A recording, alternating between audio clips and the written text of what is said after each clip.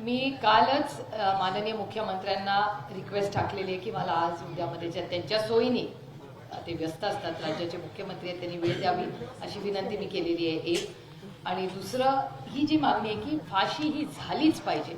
आणि मला अस्वस्थ करणारी गोष्ट अशी की आजही त्या सगळ्यांना भीती वाटते. हो, तुम्ही विचार करा ना, आज एवढे अस्वस्थ काय, भीती काय आहे लोकांच्या मनामध्ये? म्हणजे आजही एवढी पोलीस यंत्रणा, एवढी मोठी इन्क्वायरी चालू असताना आजही बीडमधल्या लोकांना जर भीती वाटत असेल तर ह्याचा विचार झाला पाहिजे. आणि ही गुंडागर्दी आहे ना, ही थांबली पाहिजे.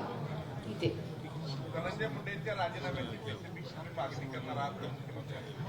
मी तुम्हाला खरं सांगू, काही गोष्टी या नैतिकतेवर असतात. आणि मी अनेक दिवस म्हणजे सगळेच पक्षाचे, आणि मला ह्याच्यात खरंच राजकारण आणायचं नव्हतं कधीच, आणि मी आणणारही नाही.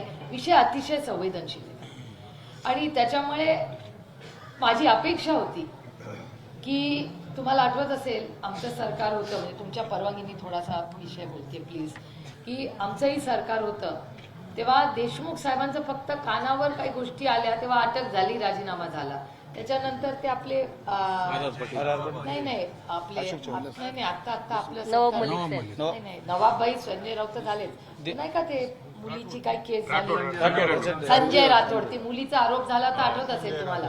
तर त्या संजय राठोडांच्या वेळीच पण राजीनामा उद्धवजींनी घेतला होता त्यांचा. तो केस चालूच होती पण नैतिकतेवर तेव्हा उद्धव ठाकरेजींनी निर्णय घेतला की संजय राठोडांवर आरोप होत आहेत, त्यांनी बाजूला झालं पाहिजे आणि ते योग्यच निर्णय होता. तर आमची एवढीच मागणी आहे की नैतिकतेवर त्यांनी राजीनामा द्यावा. आणि हे मागणी रास्त आहे, मला वाटतं त्याच्यात काय, जोपर्यंत इन्क्वायरी पूर्ण होत नाही थोडा वेळ बाजूला जा. इन्क्वायरीतून तुम्हाला जर क्लीन चिट मिळालं तर प्रश्नच येत नाही. पण नैतिकतेवर, आणि सुरेश दासांचं एक स्टेटमेंट आहे तुमच्याच चॅनलवर मी पाहिलंय की नैतिकतेची आणि यांची कधी भेटच झाली नाही असं सुरेश दास म्हटले. आणि यांच्या चॅनलवर, माझ्या मनाचं नाही, मी यांच्या चॅनलवर पाहिलेलं बोलते. सुरेश दासांनी धनंजय मुंडेंची भेट घेतली, त्यानंतर वेगळी चर्चा झाली, त्याच्याकडे कसं बघतो? मला खूप वेदना झाल्या.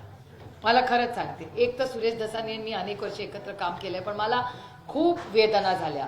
तुमचे ये उमेद नाही, मला खूप वाईट वाटलं. कारण मला असं वाटलं की हा जो केस लढा आहे, परभणीचा असू दे, बीडचा असू दे, हा लढा वैयक्तिक नाहीये. हो, हा राजकीय नाहीये. हा या कुटुंबाला न्याय देण्यासाठी आहे. हा एक सामाजिक प्रश्न आहे. तो मोडून, म्हणजे जर आज कोणीही खंडणी मागत असेल तर कुठल्याही पक्षाचा माणूस असेल त्याला अटक झालीच पाहिजे. खंडणी वाईट गोष्ट आहे, म्हणजे खून तर फार पुढची गोष्ट आहे, पण खंडणी मागणंच गुन्हा आहे. तर खंडणी मागण्यासाठी या लेकराचं आयुष्य उद्ध्वस्त झालंय. हा कुठला न्याय मला सांगा. मग अशा वेळेस काय झालं पाहिजे? याच्यात आम्ही राजकारण आणलं पाहिजे. ही माणुसकीचा विषय आणि माणुसकी राहिलीच नाही या सरकारमध्ये असं दुर्दैवाने म्हणावं लागतं. त्यामुळे माझ्या खरं तर सुरेश दासांकडून खूप अपेक्षा होत्या. मला फार दुःख झालं, वेदना झाल्या ते बातमी ऐकून, कारण का मला वाटलं होतं की ते लॉजिकल एंडला नेतील ही गोष्ट.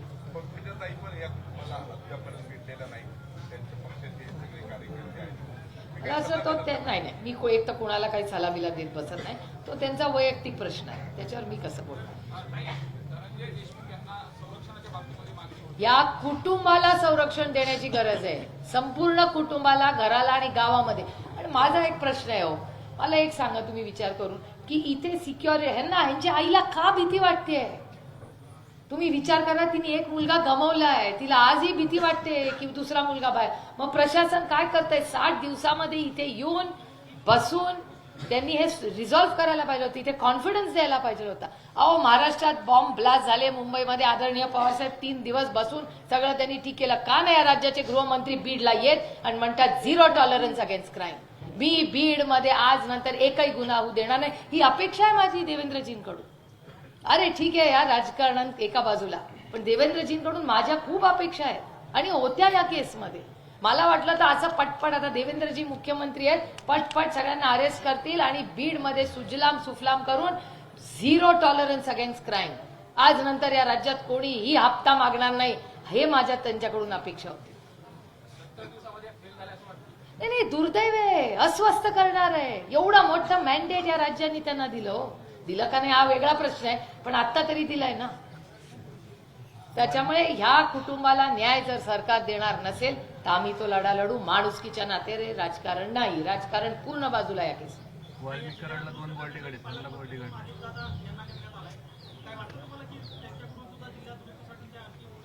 नाही, अर्थातच ते या राज्याचे डेप्युटी चीफ मिनिस्टर आहेत. ते ह्यामध्ये येऊन गेले. माझी एकच अतिशय विनम्रपणे बीडच्या पालकमंत्र्यांची विनंती माझी राहिली, जी मी मागणी करणार आहे, त्यांना पत्र केलंय मी तयार, जे मी पाठवणार आहे त्यांना आज, की हे सगळं माननीय मुख्यमंत्र्यांनी हे नीट करावं, कारण का गृह मंत्रालय त्यांच्याकडे. पण बीडच्या पालकमंत्र्यांची माझी अतिशय विनम्र विनंती आहे की इन्क्वायरी तुम्ही 1 वर्षाची लावली आहे. जे आरोप सुरेश धसांनी केले ते 1 वर्षाचे, ओ नाही चलेगा. 19 पासून आतापर्यंत इन्क्वायरी झाली पाहिजे, ही आमची मागणी. कारण का बीडकरांचं नुकसान झालंय. पीक विमा आता म्हणजे तुमच्या परवानगीने बोलते मी हे, की काल दौंडमध्ये मला शेतकरी भेटले. कागद आहे माझ्या डायरीमध्ये, मी तुम्हाला दाखवू शकते. बीडमध्ये हार्वेस्टरला एक शेतकरी भाऊ आला होता आणि तो काल मला म्हणत होता, ताई तू बीडला चालली आहे ना, माझे 8 लाख रुपये बघ मिळतात का. तुम्हाला भेटले होते ना ते लोक. नाही, हा तुमचा विषय नाही, म्हणून मी तुमची परवानगी घेऊन बोलले. बारामती लोकसभा मतदारसंघातला, बारामती असू दे, दौंड असू दे, या सगळ्या भागातले शेतकऱ्यांनी 8-8 लाख रुपये यांना दिलेत हार्वेस्टर घ्यायला. डीबीटी, अरे काय बोलायचं, हे काही जागा नाही बोलायची, म्हणून मला त्या विषयावर बोलायचं नव्हतं. पण मी मुख्यमंत्र्यांशी बोलणार आहे आणि मी दिल्लीतही बोलले हे सगळं. आणि मला शिवराज सिंग चव्हाण यांचे जाहीर आभार मानायचे. शिवराज सिंग चव्हाण या देशाचे शेती मंत्री आहेत. त्यांनी मला शब्द दिलाय पार्लमेंटमध्ये की मी या सगळ्या पीक विम्याच्या घोटाळ्याची आणि सगळे जे कृषी मंत्रालयात महाराष्ट्रात घोटाळे झालेत त्याची इन्क्वायरी लावून तुला देईन. मी वाट बघते, की मी त्यांच्यावर विश्वास टाकलाय. जरी वेगळ्या राजकीय पक्षात असले तरी माझी शिवराज सिंग चव्हाणांकडून प्रचंड अपेक्षा. मोठे नेते राहिले, अनेक वर्ग मुख्यमंत्री आहेत, माझ्या खूप अपेक्षा आहे की महाराष्ट्राच्या शेतकऱ्याला ज्या कोणी व्यक्तींनी फसवलं त्याला शिक्षाही झालीच पाहिजे, ही माझी मागणी. हिंदी में कहना चाहेंगे. 1 मिनिट पुढे होणे तो.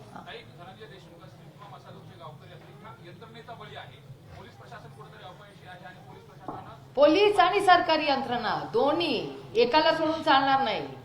या पोलिसांना ताकद कोणी दिली. आणि माझा प्रश्न आहे, मला सीडीआर पाहिजे सगळ्यांचे. का नाही सीडीआर? तुम्ही लपवण्यासारखं काय? सीडीआर सगळ्यांचे काढतात, यांचा काढा, काय प्रॉब्लेम आहे? ते कोण जे आंधळे आहेत ना, कृष्ण आंधळे, त्यांचा फोन सापडत नाही. सीडीआर आहे ना, काढा ना, सांगा ना आम्हाला. विष्णू चाटेचे सगळ्यांचे सीडीआर काढा, सांगा ना आम्हाला. पार आणि बसू दे ना. एकदा जर राज्याच्या मुख्यमंत्र्यांनी सांगितलं ना की 0 टॉलरन्स सीडीआर, सगळ्यांना 8 टाका शिक्षा होईल, या राज्यात कुणाची हिंमत होणार नाही कुणाला खंडणी मागण्याची.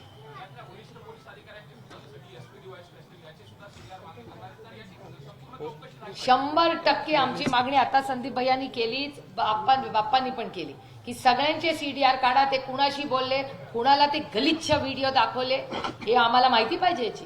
कुणाला त्यांनी फोन करून जेव्हा ते चाललं होतं, आता हे मुलांच्या समोर मला बोलायला लावू नका. हे विषय त्यांच्यावर आधीच दुःखाचा डोंगर आला. आपण परत ते विषय नको मुलांच्या समोर काढूया. सीडीआर आम्हाला फोन मध्ये कोणी कुणाला फोन केले आणि ह्यांना ताकद कोणी दिली? पोलिसांच्या मागे कोण होतं? एवढी ताकद आलीच कुठे? अहो, वाल्मिक कराडची हिंमत कशी होते? एक व्हिडिओ काढून सांगायचा की मी आता पोलीस स्टेशनला येतोय का, मी आता पायगड्या घालू का काय? त्याला तू खून केलाय, तिकडे या मुलांचं आयुष्य उद्ध्वस्त केलंयस. लाज नाही वाटत यांना? की ते म्हणतात आम्ही पोलीस स्टेशनला सरेंडर करायला येतोय. पोलिसांनी धरून आणायला पाहिजे होतं त्यांना. काय करत होती पोलीस यंत्रणा तेव्हा? एवढी मस्ती यांना येते कुठून? ही मस्ती कोणीतरी मागे उभं राहिलं म्हणून एवढा सुचतं ना त्यांना. आणि कोणतरी व्हिडिओवर पण मी पाहिलं, कोणतरी मुलगा, त्याचं नाव तो बरोबर अखंड, हे कुठलं आहे? जेलमध्ये पण यांची सगळी सोय चालली आहे. रोहित कोणीतरी नाव होतं, मला आडनाव नाही आठवत, मला रोहित नाव आठवतंय. तुमच्याच चॅनल अस्वस्थ करणार आहे. 13 का 16 वेळेस नाव. Not fair. इतका अन्याय आपल्या महाराष्ट्रात होऊ शकतो म्हणजे मी खरंच या कुटुंबाला सॉरी म्हणते की या प्रशासनाने असं का केलं. आता या कुटुंबाची भेट घेत आहे, यानंतर तुम्ही परळीत जाणार आहे. परळीमध्ये सुद्धा अशाच पद्धतीने 16 महिन्यापासून आरोपी निष्पन्न देखील झाले नाही. पोलीस प्रशासनाने आरोपी पकडेपर्यंत गेले होते, मात्र ते पकडले नाही. नेमकं तिथं गेल्यानंतरची परिस्थिती कशी आहे? अरे बीड मध्येच कसे सगळे गुन्हेगार फरार होतात? काय करताय? इन्चार्ज कोण आहे इथला? त्याला उत्तर द्यावं लागेल. म्हणून तर मी देवेंद्रजींकडे न्याय मागणार आहे. की काय करते इथली कुठली लिडरशिप त्यांच्या मागे उभी राहते. पोलीस फार चांगले असतात, मी फार वर्ष अनुभव केलाय. आमच्या जिल्ह्यात आम्ही बघा पोलिसांना कधी त्रास देत नाही आणि ते बिचारे चांगले ते काम करत असतात आपापल्या पद्धतीने.